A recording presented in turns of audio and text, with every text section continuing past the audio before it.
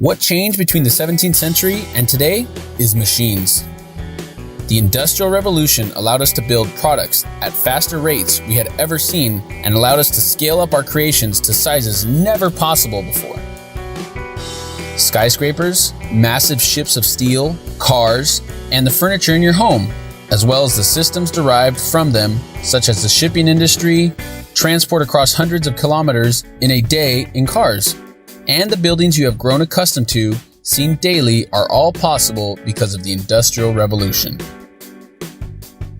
What the Industrial Revolution did was remove the physical labor from human hands. Not bound by our bodily constraints, we now have machines, like cranes and cars, that could lift weights hundreds of times heavier than us. They help us achieve things with their immense physical strength. Artificial intelligence has been hailed as the next industrial revolution. People think they will change the world by providing smart solutions. Everything solved by AI. Customer service? Replace that with a bot. Data analysis? Replace it with unsupervised learning algorithms. Cashier? Replace it with Amazon Go. All people can think of is how AI can solve existing problems. What they don't understand is that it will solve problems that we didn't even realize existed. We must stop thinking of AI as only solving current problems or slight variants of them. An average 17th century man did not know that he wanted a 50-story building or a machine that would allow him to travel 100 kilometers per hour. Henry Ford is known for saying, "If I had asked people what they wanted, they would have said faster horses." Instead of thinking of improvements to current systems and industries, think of completely new industries AI has the potential of creating, for it is the products that create new industries that do the best. Artificial intelligence has the capacity of understanding so much more than we do. The barriers of seemingly incomprehensible theories of science will be broken easily by the machines of the future. Physical problems, like we solved thousands of times faster than humans could, not only AI will optimize many of our systems, but also create new jobs. We don't know the rate at which it will do this. However, research firm Gartner further confirms the hypothesis of AI creating more jobs than it replaces, by predicting that in 2020, AI will create 2.3 million new jobs while eliminating 1.8 million traditional jobs. Just like AI took away the physical constraints of humans, AI will be able to take away our mental constraints. Just like machines whose strength is hundreds, if not thousands of times stronger than us, AI's intelligence will be hundreds, if not thousands of times smarter than us. But after being liberated of both hard physical labor and mental work, what will humans have left to do? What do you think are the most fantastical things yet to be solved by artificial intelligence?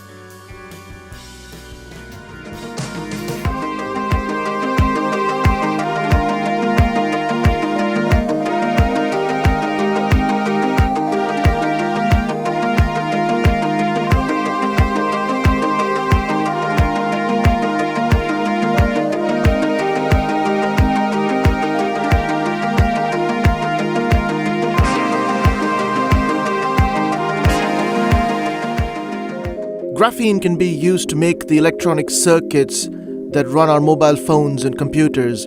It can also be used as a coating for the touchscreens of mobile phones and tablets, which allows us to interact with them. These are examples of graphene used in today's technology. But the real excitement of graphene comes when we imagine the next generation of devices such as bendable, flexible, wearable electronics, which can take advantage of graphene's mechanical properties as well, such as its strength and bendability, which can make these science fiction devices become a reality.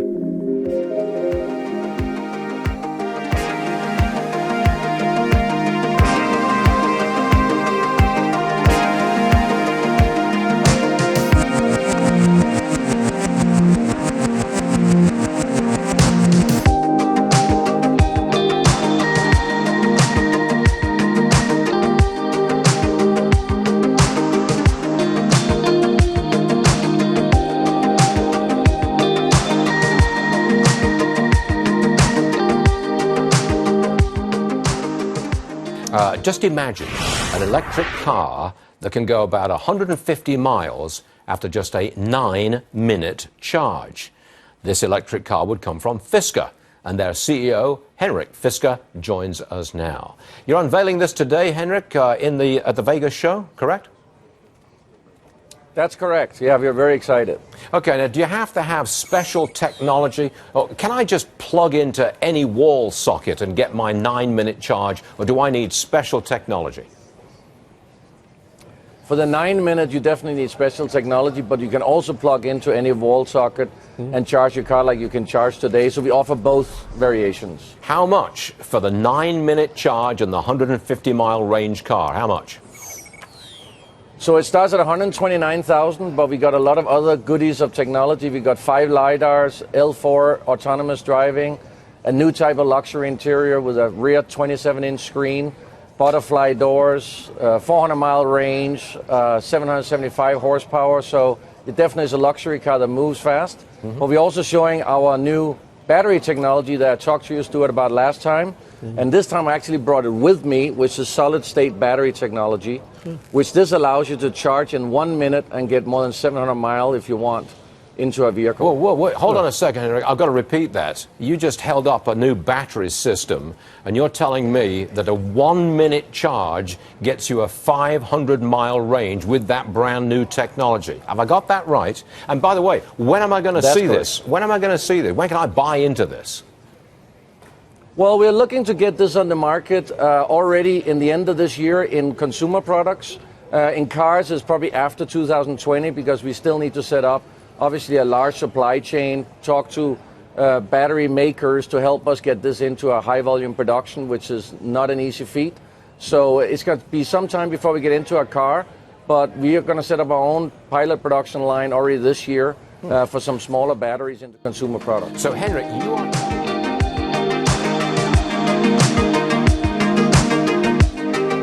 3D printers construct parts by starting with unformed raw material and building the part up layer by layer.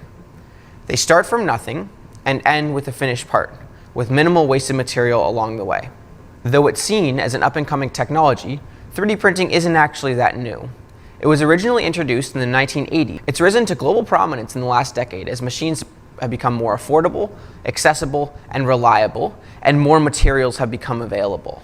Now seen as one of the tenets of Industry 4.0, it's considered a rising star in the manufacturing space. These machines come in all shapes and sizes and use a wide variety of processes to fabricate parts. The first 3D printers could only print with a few varieties of plastic. However, nowadays hundreds of plastics, metals, resins, and composites are available. From high-grade plastics like Ultem and Peak, to curable resins, to continuous composites like carbon fiber, or even metals like stainless steel and titanium, today's engineers have a wide variety of options when choosing what to print their part out of. The expansion in available materials has led to a shift towards industrial applications. Many new printers are purpose-built to produce manufacturing-grade parts. These industrial machines represent the highest class of 3D printers. Beneath them, professional-grade machines offer reliability and accuracy with less robust materials, and hobbyist machines provide a low-cost, customizable option for personal use and education. Though it took more than 30 years to catch on, 3D printing is proving to be a cost-effective and cutting-edge way to produce a wide variety of parts.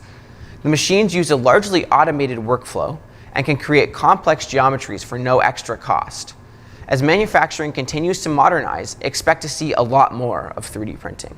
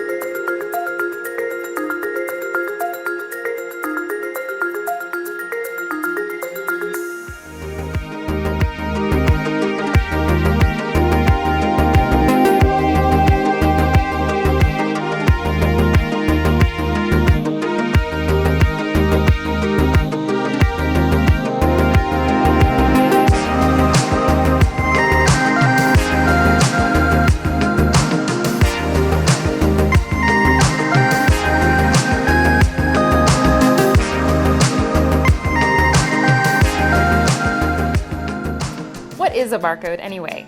Brought to you by WASP Barcode Technologies, waspbarcode.com. So what is a barcode anyway? Believe it or not, there's no magic involved. A barcode just represents a series of alphanumeric digits, like this. So when you take a soda to the cash register, the barcode calls up an entry in the database for that particular item number. That's where prices, descriptions, and other information about your fizzy beverage live.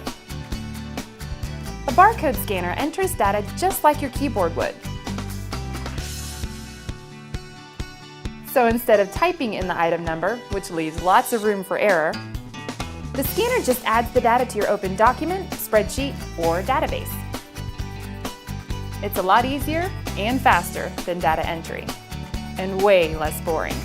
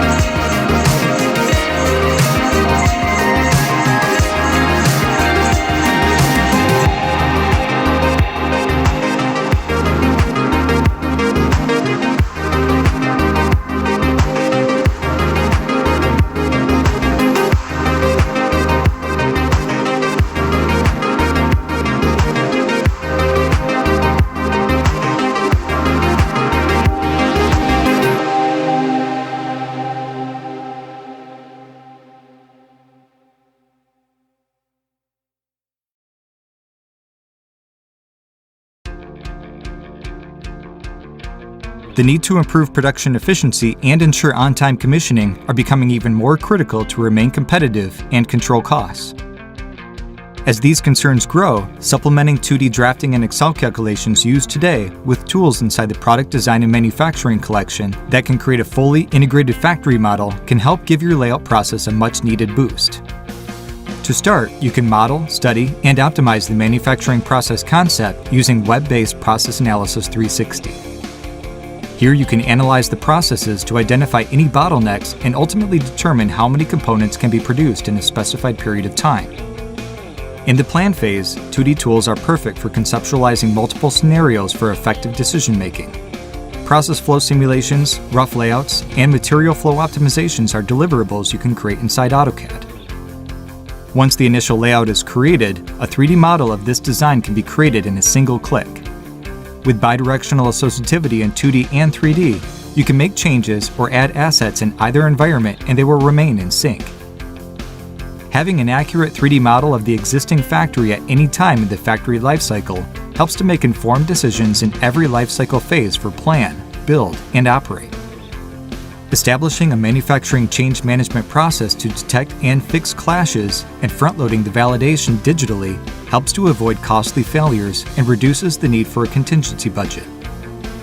When it comes to installation and commissioning, we can take advantage of the drawing capabilities for documenting the layout.